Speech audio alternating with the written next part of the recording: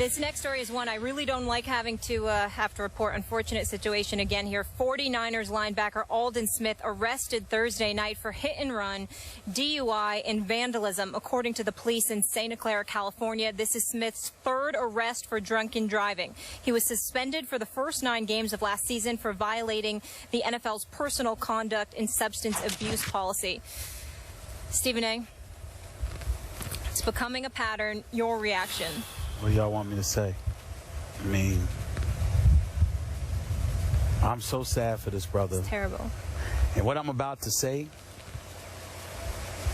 I'm not proud of. He obviously needs help. He needs to be in rehab. But with all due respect, not before he spent some time in prison. This is his 3rd DUI arrest. It is the 3rd time you have endangered human beings other than yourself. True. It's at least the 2nd time. I'm sorry, it is the 3rd time. But one of those times, if I remember correctly, he was out there 7 in the morning while kids were about to go to school, waiting by the little bus. So just imagine for 1 second, you're a parent out there, and you walk your child, or your child is at the bus stop. They're 7, 8, 9 years old, or whatever the case may be. Who in God's name is expecting a drunk driver to be riding around at 7 o'clock in the morning? And that was his last offense. And by the way, I think he only served 11 days of community service, or whatever the case may be. Enough's enough. I usually reserve these comments for criminals. I would never say that about somebody who has a problem, which clearly he has. He has a problem with alcohol. But the fact that you continue to get behind the wheel, this was not just a DUI charge. This is vandalism as well. There's a hit and run charge that took place. This brother got to go to jail, man. He does. I hate to say this. I'm sorry. There's so many brothers that I know in the league. And when I say brothers, I'm talking black, white. I'm talking everybody. There's so many brothers in the league that I know, that I'm cool with, and I know how I'm going to be looked at. Now, I'm about the business of saving lives. Yeah. You can't have a dude that's getting behind the wheel on multiple occasions and endangering the lives of others, not just himself. You can't have that. And this is what he is doing. So he needs to go to rehab and get help. But the first order of business, because last time I checked, I don't think they serve any brew in jail. Yeah. This brother need to be behind bars.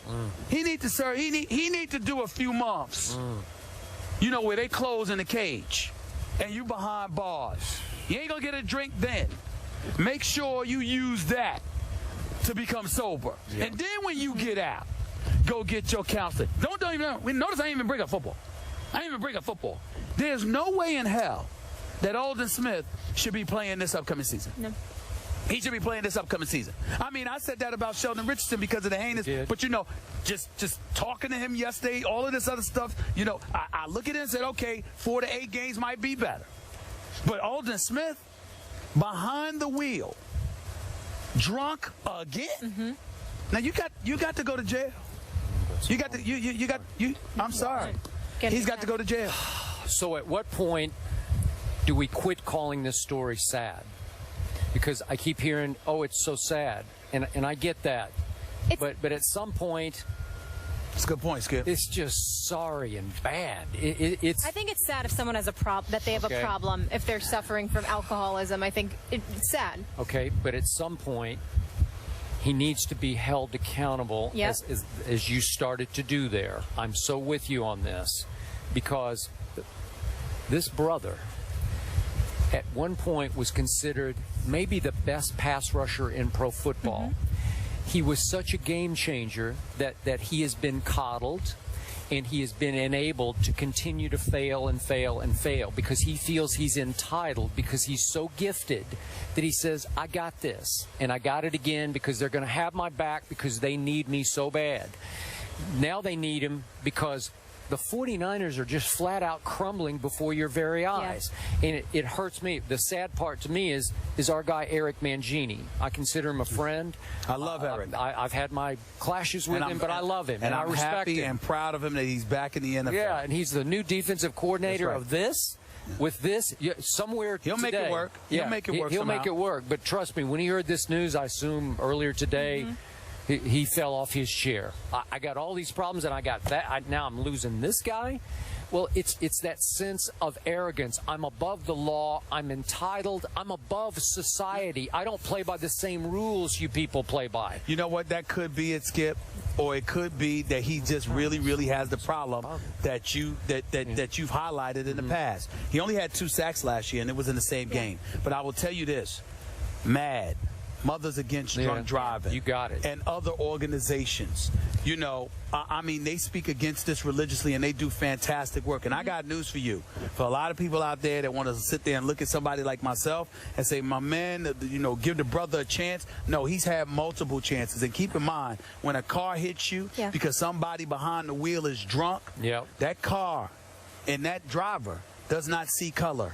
You understand? It can hit somebody black just like it can hit somebody white, just like it can hit somebody from any ethnicity. I don't give it. This guy needs to be behind bars for this. To piggyback on both of your points, and I don't want to quote Chris Carter here, but when he was cut, didn't he say that was the best thing that ever happened to him to get his life together and get his career? He was lying.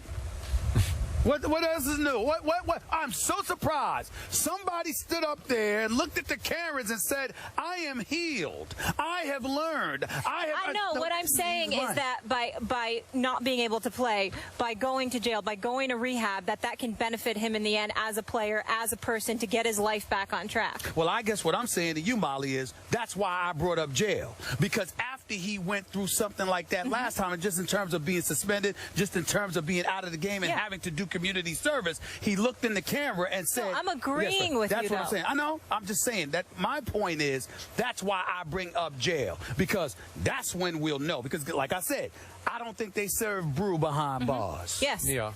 And I'll also point out, I do know a couple guys that have reached out to him and mentored him in the league, and former NFL players as well, tried to work with Aldon Smith because he is such a special talent. And I know don't want to be insensitive, but to bring it back to football, they lost 4 of their last 5. There's a lot of issues there. They have a new coach in Jim Tomsula, so a lot going on there in San Francisco. But we're in New England, and more First Take after the break from Foxborough. Issues here.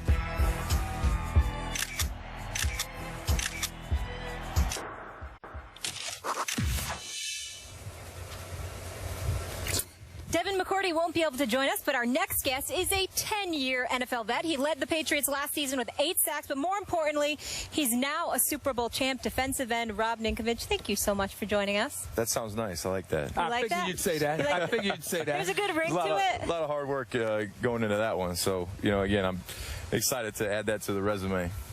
What's your chances of repeating? Wolford's gone, Revis is gone, Brown is gone. What's your chances? Starts right now in training camp. You know, again, this is where you put in all the hard work. You know, this is where it starts. You know, when you put in those long days of training camp, put the pads back on. You know, it feels good to be back out here with my teammates, and you know, I'm excited. What's the mindset of the team right now with this whole Deflategate suspension hanging over the really issue? You know, just focus on what you can do. You know, to be a better football player. You know, for me, every day coming in, doing the best that I can to be a better football player. Even at year 10, you know, I'm still learning, still trying to progress as a defensive end. And, you know, again, for me, it's exciting that, you know, all that stuff happened last year, but it's over with. And you really have to, you know, close that book. That's over with, start a new book, and, you know, it starts in training camp. All this Deflategate stuff, how much of a motivational factor do you think that's going to be for the team this season? You know, again, there's always motivating factors, you know, for teams, and, you know, for my personal goals, you know, I'm always motivated. You know, every year I'm motivated to go out there and play to the best of my abilities, and, you know, continue to carry on, you know, that Patriot tradition, which is, you know, playing good football and, you know, being a winning team. What do you see from Tom Brady right now out here on this practice field? Any different? Is he more gunned up than usual, or he's just same old Tom? Tommy's always gunned up. I mean, you know, Tom is a tremendous competitor. you know, no matter what he's doing, he's competing. He's trying to be the best at what he does. So, you know, every day he comes out here and, you know, he holds everyone to a high standard.